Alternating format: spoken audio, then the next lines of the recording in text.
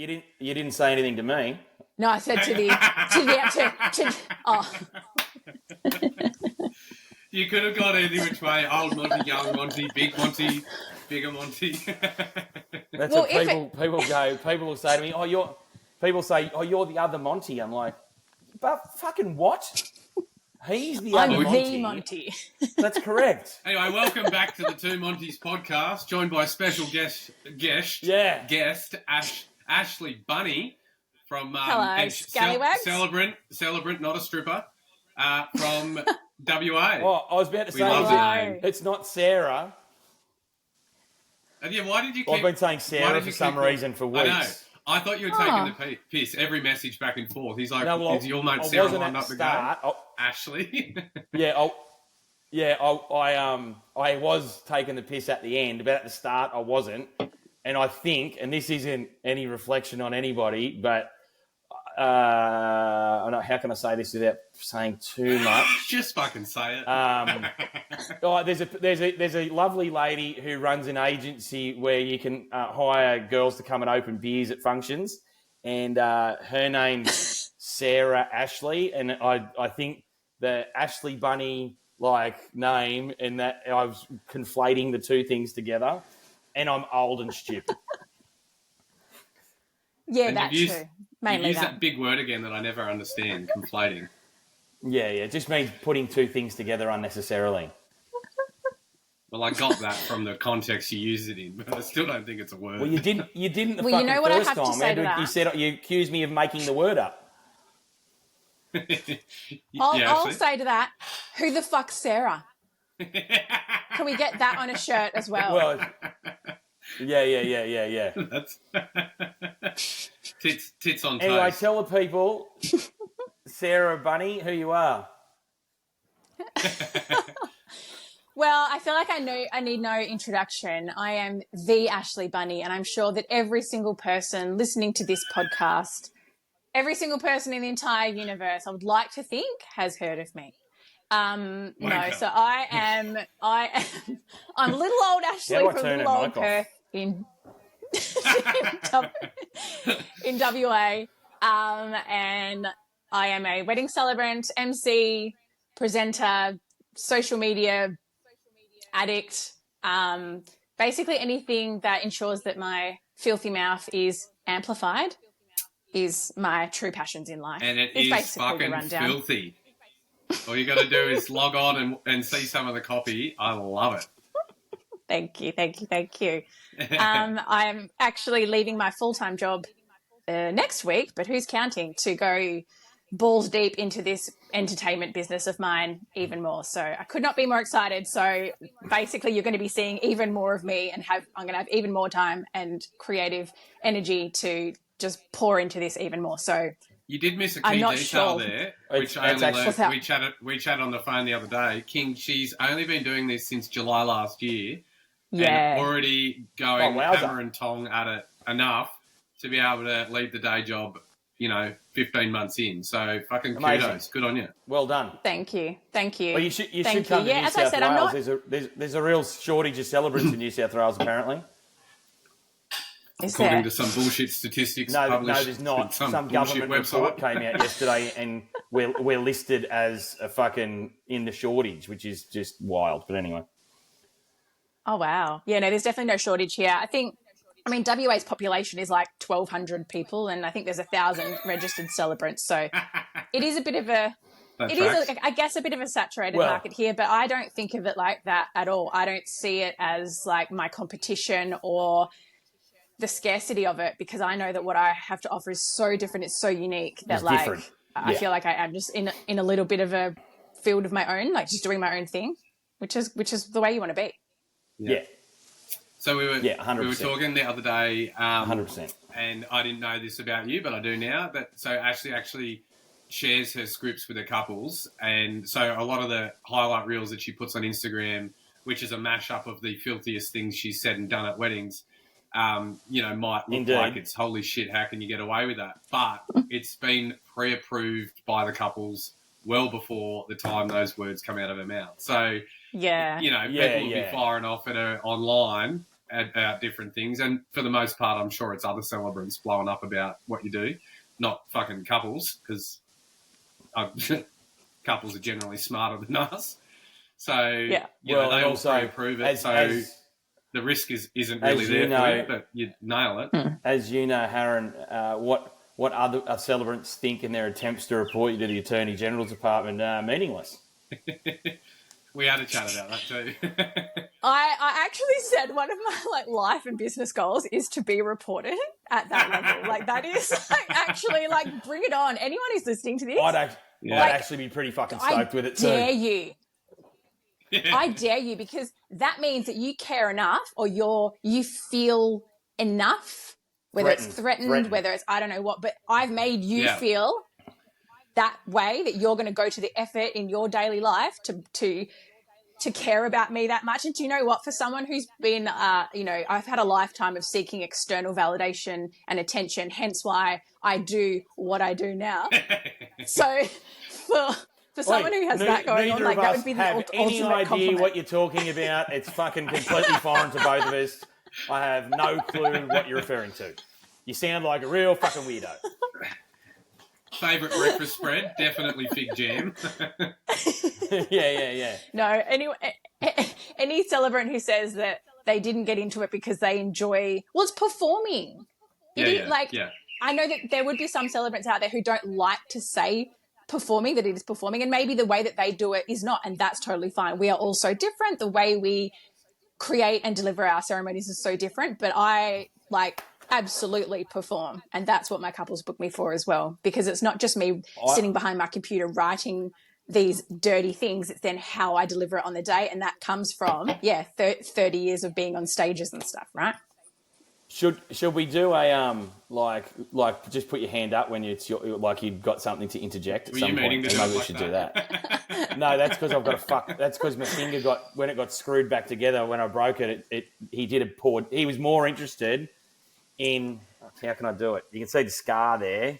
He was more interested in sticking the fucking M back together than he was making my finger square. And so now it just does this weird fucking... Well, they didn't give a fuck here. Look at my big old scar. Yeah. Wait, hey, listen, is that more gay slang? Fuck you. Okay, you had your hand up. No, I was going... Yeah, no, what I was going to say is to Ashlee's point about the celebrants not admitting to being, performers or liking being up the front or whatever. I genuinely think, and I'm going to sink myself here. I genuinely think there are probably celebrants who don't enjoy it, and I would say that they are less successful than those that do. Interesting take. And let's just make sure everybody knows who said that. That was Monty King for the listeners out there. Fuck it. Mate, in the long list of things that are going to sink, we talked about before, what's the Jimmy Carr fucking quote? The thing that's going to get me cancelled, I've already said it. I mean, as we said, everyone's style is so different, and that's great because every couple is so different, and every couple wants a different kind of celebrant, a different kind of ceremony and stuff like that. But I think at baseline, the ceremony should be engaging, and therefore your celebrant needs to be engaging, involving the crowd, making people want to be there, and not just sitting there during the boring 30 minutes and they're just scratching their ass and can't wait to start drinking like that. I think the ceremony sets the tone for the whole wedding, and I know you guys agree, and that's your style as well, and I wholeheartedly believe that's the way it should be, and I'm trying to educate. That's part of my messaging. It's that's what you want your ceremony to be. It's not the lame formality at the start anymore. Whoa. We're not here to educate anyone, all right? Don't come in here with your fancy fucking words. This isn't bite-sized. If you're here to educate someone, you're on the wrong podcast. Oh, sorry. Was I conflating then? Is that the right way to use that word? Ooh. Go and conflate yourself. Conflate you. Yeah. Agree. I agree with everything. Your branding is on point. Can you run through a few of your you've got absolute zingers for your packages, and you've got a cock as the microphone, which we've mentioned before, but it is great. Yeah. Well, we'll start with the Doodle microphone. So that started as a joke with my brand designer. So late last year, I got professional branding done. And just as a joke, I said, oh, what if I had like a microphone that looked like a penis? Like, wouldn't that be funny? Ha ha, throwaway line, kind of forgot about it. Next minute, she's like, I'm working on it. Like, I've got a design. I've got an erection selection from you. Take your pick. Pretty much. An erection selection. Yeah. She was like, look, I've raised the bar with the work that I do here. Here is your dick microphone. And there it was. And it's a microphone, but it's also very much a penis, you know? And I've taken that as far as getting like a life size, if you want to call it that. If anyone's as life size as the one I have, then like, well done. But I've got a giant microbone is the name for it. And I got a hole cut out in the head, and I took that to my very first wedding expo. So I had people getting photos with this giant penis microphone with their head in it. And it worked because it grabbed attention. And then people grabbed my dick, and it was just like a really great talking point. There was lots of photos, and then they were posting them and tagging me and all that. So it worked a treat. And then as far as like the rest of my brand, I mean, yeah, so my packages are the full load. So that's ceremony and MC. And then the foreplay is my ceremony only. And then just the tip is legals only. I'm yet to do a true legals only ceremony. It's not something that I push much because it's not that exciting. But struggle to give just the tip. You want to continue on to the full load? I do. Yeah. So I got that though just because I love the name. So I've kept it in my office suite just in case anyone does want that I do that. And then I guess the messaging around them is just it's not innuendo. Like, it's definitely not subtle. It's very sex sells, right? Innuendo. Here's another education piece for you. It's her-endo. It is. But yeah, as we know, sex sells, and it always has, and it always will. And it came about just very naturally because it is just an extension of my personality. It's the way that I joke with everyone in my life. It's how I've always spoken, written. It's just me amplified. And I knew that it would be different. It's very different. When I was sort of doing my market research to see if there's anyone else like this, I couldn't really find anyone. And to be honest, Mike Tremonti, I only actually came across him like earlier this year. Someone was like, you need to follow this dude if you're not already. Like, I think you guys are kindred spirits. And that was probably the closest that I'd seen to it, that really cheeky, edgy style. And I also think because it's... Oh, mate, I'm not cheeky. I still don't think I've ever said cunt in a ceremony. No, but like, it's that vibe. Like, it's so different. It's so niche. It's so different. And people are booking you for you. And that's what I always wanted for me and my brand right from the start. Not just like booking your celebrant. It's like, I want her. I'm sure people have asked you in the past too, which I've got asked a lot. It's like, oh, how do you manage to, like, surely that's a lot of energy to put on this persona when you they're doing a ceremony. I was like, persona, what the fuck are you talking about? Transparency is key, and if you see my social media on and off weddings, it's all the same. This is who I am. There's no persona there, and yours is clearly the same. Like you say, it's an extension of you before being the celebrant. So that's what sells. It's the fact that it's authentic and like the king. He's a cranky, grumpy fucking arsehole. But that's what I say. That's what I say to couples all the time. Exactly. But I say that to couples all the time when I'm meeting with them. I'll go because sometimes. I mean, I'm sure you guys are similar. You book a lot without needing to meet these days. But sometimes, and particularly in this time when people's money's a bit tighter, I think they like to be a bit surer. So you have to have these kind of chats early. And I'll go, look, and particularly, and a good thing for us is, as in me and fuckhead there, is that we've got this now, which I say to people, if you've seen that and you've seen me on Instagram and I'm talking to, like, this is the same person that turns up to everything. I'm not, and I often say, I'm not clever enough to be two different types of people. I'm just this fuckwit all the time. And if you've made it this far, then, what are we doing? Yeah. Well, people are very, like, consumers are very savvy now. They can see straight through anything that's put on, and they're very, like, almost, I don't know, skeptical or mistrustful as well. So they can tell if you're putting it on or if it's authentic. And yeah, you're right. Yeah, yes, 1000%. I do give out a lot of energy in my business in general, like, you know, doing this right now or like recording a talking story or whatever. Like it's all energy you're putting out, but like it doesn't. And yeah, sometimes I do get a bit drained but that's just normal. That's just like humaning, but I'm not putting it on. It's just allowed to like come out even more. And the more that people are attracted to it and the more people pay me 100%. to just be me, like you feed off that energy.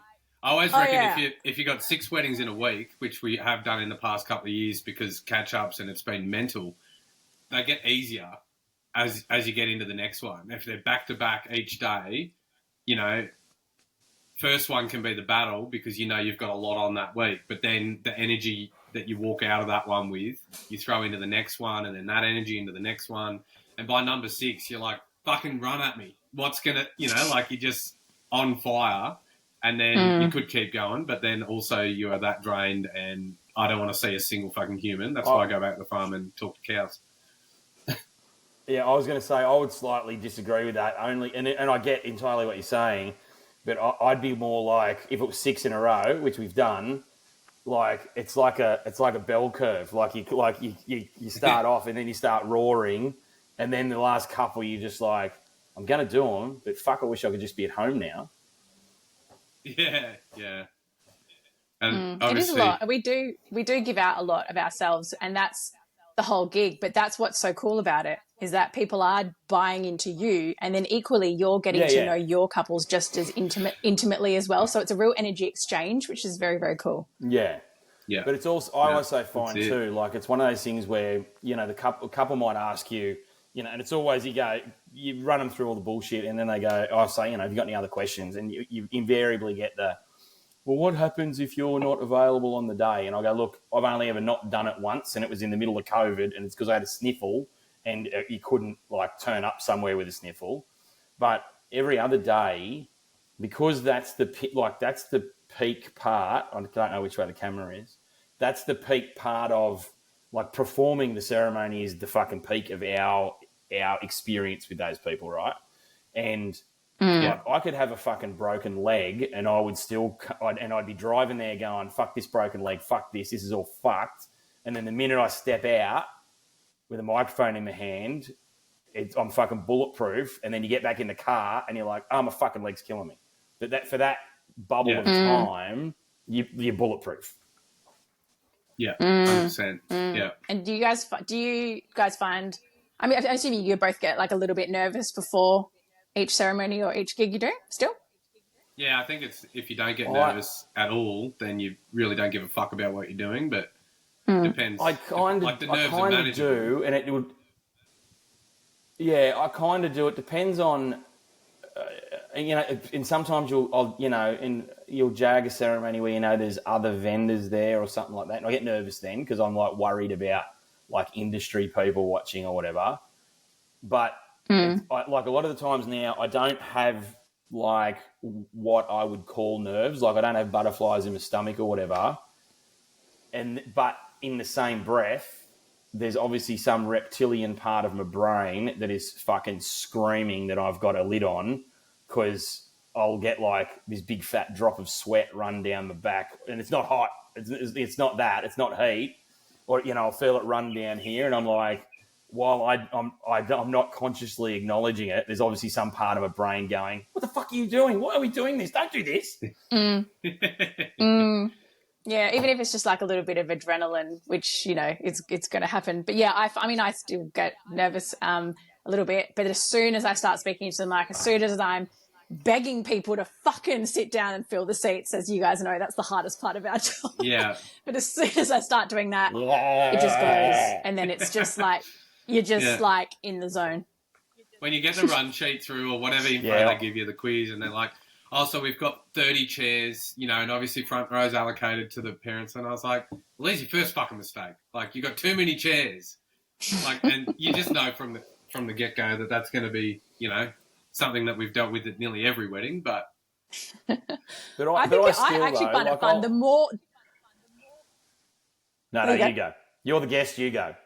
Okay, ladies first. No, I actually kind of get a bit of a sick kick out of it when people aren't sitting down, because it means I can just riff even more, and then I start kind of roasting them a bit, and then it's just like I'm trying to pluck out like different things I can say to encourage them and all of that, and it's like I like thinking on my feet like that, and even if it's a few minutes, it's just, I don't know, it's more opportunity for me to break the ice with them as well, because then everyone's a bit more relaxed, because I'm sitting there basically shouting at everyone in a loving, funny way. And then I think that's actually quite a good way to start. Yeah. Yeah, and I would agree with that. But sometimes I find myself like, I know when I'm reflecting on it, when I'm on the drive home, like, oh, I went too hard. Like, I went like, stop being fucking weird and sit down. Like, don't do it. Why are you being weird? You up the back. I said it to like last weekend. I go, we've got all these chairs. I'd like all you guys to move down. And it was a bit windy and unpleasant. It was like beachside, but it was like it's nearly time to go. Get you all to move down, blah, blah, blah. And I stopped talking, and like not a single person moved. And I just stood there and I went, am I speaking fucking Mandarin? Like, what part? What's going on? And I'm Filipino? like, and I go, oh, thanks. And I go, thank. Someone's listening. And I went, but I'll go, thanks for those 2 people that have moved. Hats off to you. If the rest of you could do something like they're doing, that'd be great. And then I'll get in the car and go, oh, probably too hard. Nah, I don't think so. If it's on brand for you, if it's within your like grumpy old man persona, I think that's amazing, and people would find that really funny. What? Yeah, I use. Is that what people think? The whip is very, very handy for that chat, and obviously, like, it's setting the tone right away. So I'll crack it, scare the shit out of a fair few, LBL sufferers. I will scare the piss out of them, really. So righto, if we're about to kick off, bars open, grab another drink, last one with their ass in a chair gets the whip, let's fucking go, crack it again. And there's always like 10 to 15 people, and they're like, well, I'm in no hurry then, like that, and then I banter back with, oh, well, I've obviously picked the wrong crowd, that the whip's not a threat to you horny bastards, and like that's straight away, and then you can go and get them in. But like that's obviously so good. That's set it from the start, and then like you said, that bit of banter at the start, it just makes everything easier. And then I have a pump up chat for 30 seconds where I'm shit talking about phones and energy and all that sort of thing. As in energy that I've got to put into it, not crystals and fucking whatever. Maybe I need to bring my big microphone cutout and start like spanking people with it, or like just start beating people off with it to try and get them to sit down. Like at drag bingo when they often have a dickhead hat, just a dildo on a cap. You got to give whoever doesn't sit down gets a dickhead hat. Well, you've got a wear. Maybe my microphone with the whole cutout will be like a lasso, and I'm going like a crab net and putting it over people's heads. And dragging them in. Oh my god! Okay, yes. That's next weekend. That's pretty good. That's pretty good. Yeah. That's funny. Done. What's Kingy? Someone say something quickly. Yeah. Oh, Lincoln. How have I become the fucking new Lincoln? How have I become Lincoln? Monty, how much time left? Go fuck yourself. I don't fucking know, mate. I can see it there, actually. Yeah, I was going to say, I'm pretty sure it's on the screen. Yeah, no, I just wanted to fucking stir you up. Yeah, I have something to say, actually. Wait, nice recovery, pretending you were trying to fucking stir me up. When you were just fucking oblivious. What I will... I have my hand up, please. Go for it. What I will say is that, yes, I do drop many a C-bomb and a swear word and tell really rude, dirty, sometimes just gross stories. But I was just thinking about it this morning, and every bit of information like that I've gotten from people is actually from the female in a heterosexual relationship. None of my have you got their hetero numbers? Grooms have given me like anything quite like their now wives, and I just love that for them, and I love that pattern. And on that, as we were saying, like, because I send scripts to couples and everything, I also just do want to preface that, like, all of the stuff that I say, it's because it's the couples that have given it to me. Like, yes, Yeah, I will also add in my own clangers and my own like perspectives on it. But like, I think some people might watch my stuff and be like, is she just standing there just being like disgusting? And it's like, no, mate, like I haven't pulled this out of my ass. This is what my couples have given me. Also, I'm they've just paid you brave to do enough that to job. put it together. Yeah, they've seen you do it somewhere else and loved it, and then they're like, "Fuck, we got a story." And it's like, I think that's like with me, the outfits. It's been people seeing it, wanting to be able to say, "Oh, you know, it's the wildest outfit he's ever worn was at our wedding," and then somebody sees that, wants to have another one. So I started as budgies, then to assless chaps, then to the bondage gear, and more like. So yours, people probably see a story, and then they go, "Oh my God, we've got one better. We want our story to be the wildest one she's ever told." Like, yeah. And it kind of builds from there. Yeah, but I love it. I love it. Without, this probably should be a private conversation, but without trying to tell you how to suck eggs, because you've been doing it 12 months. But I reckon, based on your branding and a bit of time to people to get accustomed to that. Because it's similar. I mean, obviously, I don't go to that lengths. Although I was going to say I probably would, but I don't think I would. I get nervous when Grandma's looking at me. But that aside, but what I tell people is, in not showing them the script is, I'm only exactly what you just said. I'm only basing it on the things that you've told me. I'm not ringing your family and friends going, "Got any fucking bombs I can drop and really fuck this day?" And so that's the kind of like the stuff I tell them so that they feel comfortable in doing it. And I reckon, given what you've already got out there and what people see, they're not coming to you going like, "Oh, I didn't know that was going to happen." Like everybody that comes to you knows that's going to fucking happen. I reckon you could get to a point where you could go like, "You've given me the info. It's only based on this and you know who I am. Do you fucking trust me?" It's also, for me, it does keep me accountable to get the scripts done in good time. I can be a little bit of a last-minute Larry, and I'm queen procrastinator. That's funny as fuck. Queen procrastinator. Preaching to the choir. So, and you know what? I know I'm not alone with that. Like, most celebrants I speak to, it's the same thing. But I don't want it to. It does make me do it in like a better time, and then because there's always that last minute like, and when I send the first draft, then immediately I'm like, "Oh, and that. And I'm like tweaking it right up until the day because I just get like more ideas and stuff. I'll see. Maybe my workflow and my process might change. But in saying that, like I definitely have done weddings where like I did one the other week and I did not, the worst word I said was crap. And that was for a couple of good friends of mine. And I gauge what people want. Like, yes, most people do want like the Ashlee Bunney experience. That's what they're coming to me for. But I also do want to have a bit of depth and versatility to my style as well, because I don't think, to be funny and engaging and comedic, it doesn't have to be crude or rude. Like I definitely know how to be engaging and funny, and it's still quite wholesome. It's like maybe a little bit cheeky and it's like a bit more subtle in your end. Yeah, that's it. Give them a little bit and I'll finish it off. Yeah. So I definitely wouldn't turn a couple away if they were like, "Oh no, we don't want all that." But I probably wouldn't have people coming to me that are just like, "Oh, like namaste." They're not going to come to. It's the same as they don't come to us. But people, very, very occasionally, I'll get an inquiry where they haven't looked. Like they've just like, "Oh, someone said, oh, you should talk to this girl. We're at this wedding and it was fucking great and fucking blah blah blah." Like, I can probably count on one hand the amount of times it's happened. But you're talking to this person, and they're like, "Oh, I mean, really, blah blah blah," and I've gone, "I'm not the person for you." Like, I understand it. I appreciate you coming to me. Here's the name of 4 other people that I think will do exactly what you want. I'm not your guy.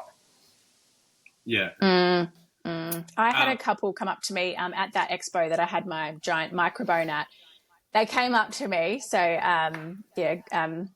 man and a lady, and they were like, "Look, we are tossing up between whether we have a church wedding or we go with you." And I'm like, "Okay, hang on. There is a very wide spectrum between a church religious wedding and me." I said, like, "How have you landed on these 2 options, please?" And they landed on me. So I'm marrying them next year. You should have tested them and said, "All right, if I told you to get on your knees, what are you going to do?" You're either going to pray or you But you know what else, though? And here's the thing that I think of immediately there is that Like, and I don't give a fuck. Like, because, you know, the couples, in Harren and I have talked about this heaps of times, it's the couple that's paying you. It's not fucking everybody else, so who gives a shit? But, like, my brain would immediately go to, oh, well, you've decided not to have a church wedding, but your fucking nan, your auntie, your uncle, your fucking priest uncle, and fucking, they are going to be beside themselves. Yeah. Yeah, and I cannot wait to see the looks on their faces when they realise not only is it not a religious church wedding. Yeah. Well, I have done a wedding where I did start as Father Bunney, and I had like a little tear off, like half priest collar thing, taking some tips from you, Matrimonti, and I ripped that off at the start, and then that was my definitely my most rude, crude wedding. Yeah. That was. That's so good. Amazing. I love that way too much. So I definitely want to do. I mean, who knows? I'll speak to them. Maybe. I don't know, maybe they do want to go that hard that I do kind of do that kind of gag at the start. I don't know what it's going to look like yet, but I just know that it will be really I had a wedding planner ring me the other day, actually, which I really appreciated. There's the first fucking problem. No, she did the right thing and I said to her on the phone, I said, thank you for calling and talking this out, because had I got a text message from you telling me how to do my thing, I would have been rubbed up the wrong way right from the fucking get-go. But she had obviously been in contact with the bride, because the bride had booked me, maybe not done enough research, and it's all still going ahead, it's all sweet, but maybe not done enough research in between booking me and then watching my social media for the next 6 to 12 months, however long since she's booked me. In that time, realised that her family is way more fucking conservative than what she might have thought or whatever. And so she's saying, you know, my social media, which is very strategic. I don't post. Well, you only post what you want to post. But, you know, Hope's got a pretty niche strategy there where it's a lot of wild shit. But, you know, so she's saying me arseless chaps at multiple weddings and ripping from the priest outfit down to budgies and all this wild shit. Shout out to Hope from my God. She's thinking, oh, my God, this isn't going to fly with my conservative family. And so this wedding planners rang basically, and she didn't know me, hasn't met me, whatever, basically to ask what the go is. And I said, look, you know, you would know this if you'd done the research to book me yourself, and maybe this is something that the bride's missed out on, but I don't just turn up and decide, all right, motherfuckers, I'm ripping my pants off, here's my ass. That's not what happens. It's like your scripts. They're at the request of the couple and it's all approved. My couples pick the outfits. So if they want me to turn up and go full fucking wild, rip off the, you know, priest thing, budgies, arse check, whatever it is, they've requested that because they know that's what they want and that's going to land with their guests. So, you know, there is mild to wild still within what I do, but the mild's not church. It's, you know, it's entertaining and fun in comparison. So, yeah, I did appreciate the call because I could educate her. She can then relay that to the bride. And obviously I'll have a lot more conversations with the bride between now and the wedding. But I just, you know, put her mind at ease and I'm sure the bride will be sweet with it when she knows that she actually gets to pick the outfit that I wear and what I say on the day comes directly from what they give me. So, and I say to everyone, if you don't like what I say on the day, it's your own fault for giving me the wrong shit to say. So, pressure's on you. Which is what I was going to say there when Ashlee was talking about it before is, you know, when you were saying it's not always, you know, the fucking that end of the spectrum, but it's you know, it's going to be based on what they give you. If they don't give you a story full of fucking dick jokes and come on my face, then that's not what you're going to run with. No one's ever given me come on my face. That's sad. Hopefully soon. You're listening, folks. I thought you said that. Yeah. When you said that's sad, I was like, oh, I'm okay with it. Like it's fine. But you're sad that you haven't had it yet. Yeah. So any of my current or future couples listening, like, please, dig deep.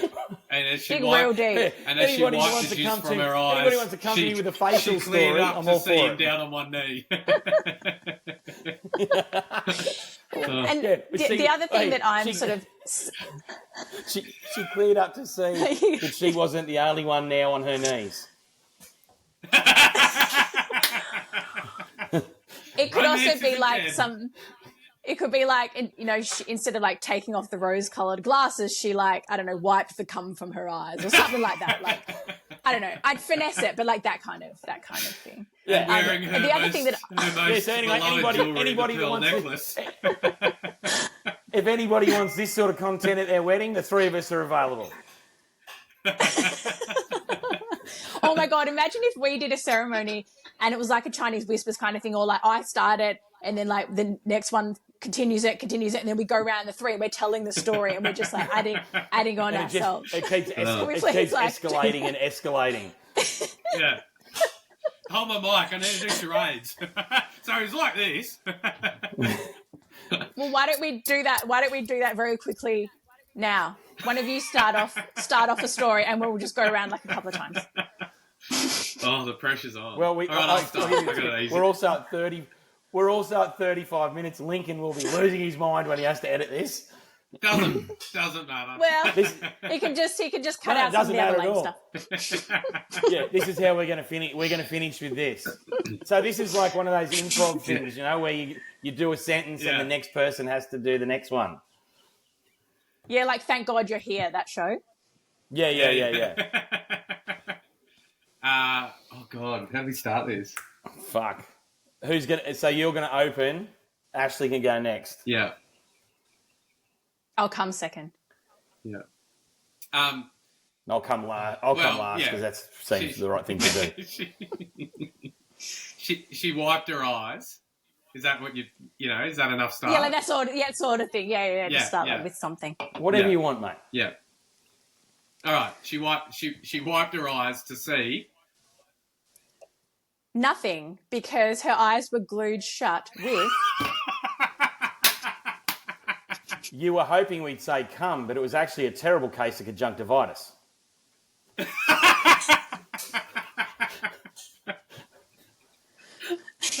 Is And that you what- wouldn't say that's not conjunctivitis, sexy. but you say Conjunctivitis isn't conjunctivitis or sexy. I've something. done that wrong. Conjunctivitis, all right. Yes. And that's it. That's all we need to do. Perfect, done, That's end it. scene. Okay, what That's a great it. way to finish. Oh. So, Well, you you would knew know this, an Ashlee. improved way to finish. Yep. That's where I was going. What a And climax. Aaron, you Yeah. can do it again. I can do it again. Yes. Well, thank you for joining us, Yeah. Ashlee Bunney, on the Two Monties podcast. Until next Thank time, you folks. so much. And I'll just See you say next before Tuesday. I interrupted you completely then. I just want to say, before we hang up, I want to say we want you back at any time that you would like to come back. Yeah, we've my had God, some maybe it could shit be guests before, but you're fucking great. Maybe it could be the 3 Monties, or like the 2 Monties and Sarah. Yeah. Well, unless you're willing to change. You'll have to get Monty, in the Monty DeLorean Bunny and doesn't really... come to the future and fucking... This True, is true. from It's still WA. 1916 here. Yeah. 1916. I thought you were talking Anyway, about the time. But we would love to have you back. And now that I talked over top of me before, do it one more time, fuck uncle. I just realised I've done the wiggle hands with it too, so... But all the Wiggles are porn stars now anyway. I don't Have you think- seen them? They're fucking hot. I also don't think we should involve any Wiggles trademarking in anything we're doing. See you next There Tuesday. should be no link. Bye. All right. Catch your cunts. So I'm going to press stop, and then